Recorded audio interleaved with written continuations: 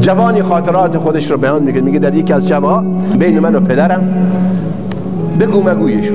این جوان میگه حرفامو خیلی بالا کشید، صدام بالا رفت، کتاب رو زدم بزنین درس میخوندم به عنوان اینکه یعنی از تو بیزارم دیگه. رفتم توی اتاق خواب خودم که بخوابم، استراحت بکنم، کمی احساس سبکی بکنم. رفتم و خوابیدم. صبحم هیچ توجهی بهش نکردم، نه خداحافظی نه هیچ. زدم از خونه بیرون، رفتم دانشگاه. در دانشگاه در این درس یه دفعگی وجدانم بیدار شد. به قول من و شما فهمیدم که چه اشتباهی کردم. از دانشگاه بیرون شدم، موبایلمو در آوردم، پیام نوشتم برای پدرم. نوشتم سلام علیکم پدرم، من شنیدم که قسمت پایین پا از پشت پا نرمتر است. آیا پاهای شما اجازه میدهند که با لبانم از راست بودن این جمله مطمئن شوم؟ با شوخی نوشتم، مزاح. موبایل بستم و گذاشتم تو جیبم. وقتی که آمدم وارد خانه شدم، در رو که باز کردم، دیدم پدر مهربانم روی مبل توی پذیرایی نشسته، اشکاش داره این قطره‌های مروارید داره میریزه. خودم رو نزدیک کردم، نذاشت منو.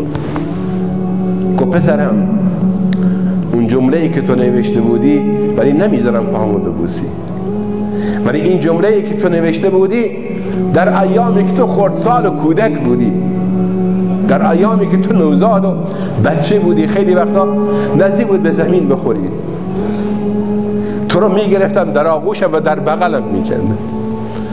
این جمله‌ای که تو نوشتی این رو من دقیقاً در ایام کودکی و نوزادی تو لمس کردم.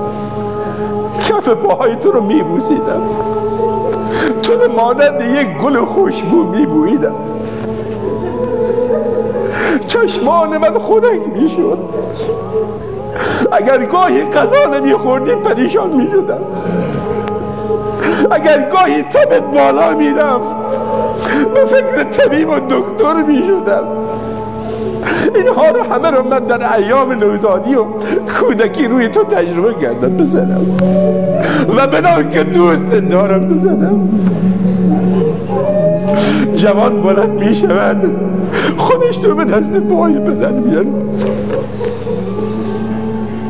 جوانان عزیز، عزیزانی که از نعمت پدر و مادر برخوردارید، قدر اینها رو بدانید. اینها نیستن همیشه، اینها روزی سفر میکنن. وقتی که بروند دیگر دستی برای بوسیدن نیست، دیگر دستی برای گرفتن نیست، دیگر دعاگویی نداریم، دیگر دعای پشت سر ما باقی نمیمونه. سروران عزیز، جوانان عزیز، قدر پدرها و مادرها رو بدانیم. این نعمتهای بزرگی هستند.